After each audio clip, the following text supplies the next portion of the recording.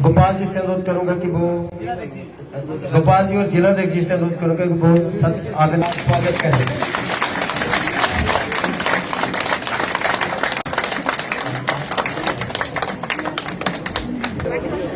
स्वागत है, स्वागत है, स्वागत है, स्वागत है। बीजेपी जिंदाबाद, श्री नरेंद्र मोदी जी, श्री नरेंद्र मोदी जी, श्री सतीश शर्मा जी, भारतीय जनता पार्टी, बीजेपी जिंदाबाद, जिंदाबाद, जिंदाबाद।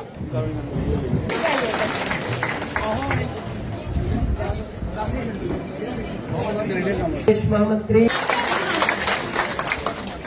अपने रजपाल वर्मा जी वर्तमान में अपने जिला के डीडीसी चेयरमैन कर्नल मान सिंह जी का तालियां बजा करके स्वागत करें। अपने जिला के वाइस चेयरमैन प्रदेश महामंत्री और वर्तमान में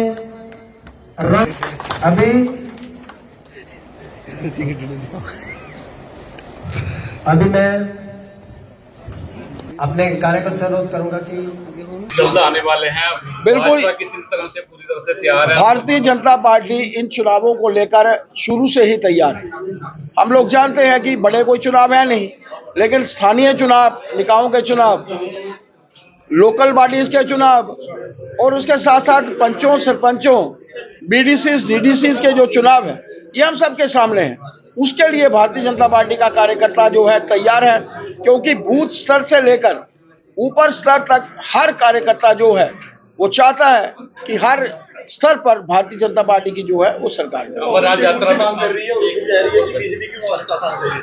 कांग्रेस की मांग कर रही है, वो कह रही है बिजली की व्यवस्था करना चाहिए।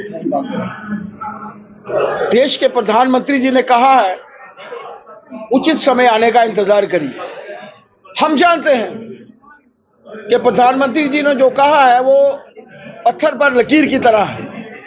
कांग्रेस को सिर्फ वोट बैंक की राजनीति करनी है, उन्हें देश के हित से कोई लेना देना नहीं, उन्हें प्रदेश के हित से कोई लेना देना नहीं।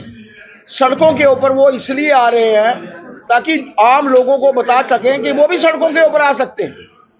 पिछले 11 वर्षों से वो सत्ता से बाहर है केंद्र में, मात्र 6 सीटें जम्मू कश्मीर में उन्होंने जीती हैं और उसके बाद भी 11 वर्ष के बाद वो सड़कों के ऊपर आए।